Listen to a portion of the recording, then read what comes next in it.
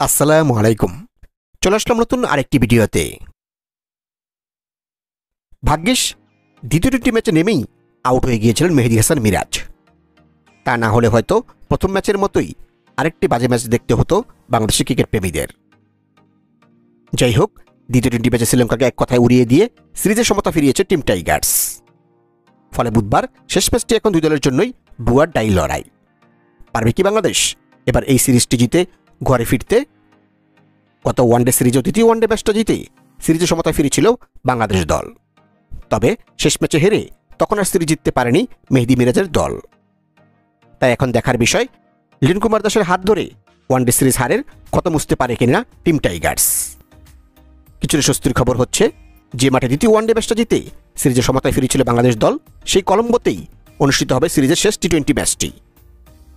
সুতরাং আশা করা যায় সিরিজ জয়ের অনেক কাছাকাছি রয়েছে লিটন দাসের দল। তাছাড়া শেষ টি-20 ম্যাচটাতে যেভাবে জিতেছে বাংলাদেশ দল, সেভাবে এই ম্যাচটাতে খেলতে পারলে মনে হচ্ছে না আর ঘুরে যেতে পারবে লঙ্কানরা।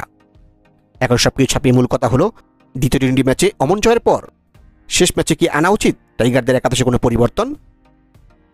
আসলে প্রথম টি-20 ম্যাচে অমনভাবে হারার পর ভাবা যায়নি পরের ম্যাচেই এমনভাবে ঘুরে দাঁড়াবে টিম টাইগার্স। তবে জিতলেও যে সেই ম্যাচে সবাই ভালো করেছে সেটাও কিন্তু নয়। তো চলুন আমাদের ভাবনায় দেখে নিই সিরিজ জয়ের ম্যাচে কেমন পরিবর্তন নিয়ে শ্রীলঙ্কার বিপক্ষে মাঠে নামতে পারে বাংলাদেশ দল। Number 1, Parvez Hossain Emon, opening batsman. Number 2, Tanzid Hasan Tamim, opening batsman. Number 3, Liton Kumar Das, one down batsman and captain. Number 4, Towhid Hridoy, mid order batsman.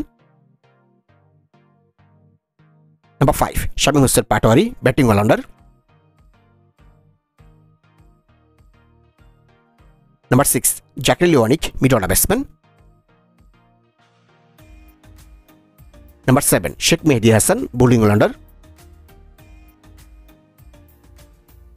Number 8, Mohammad Saifuddin, bowling allrounder. Number 9, Ishat Hossain, bowling allrounder. Number 10, Mustafizur Rahman, fast bowler.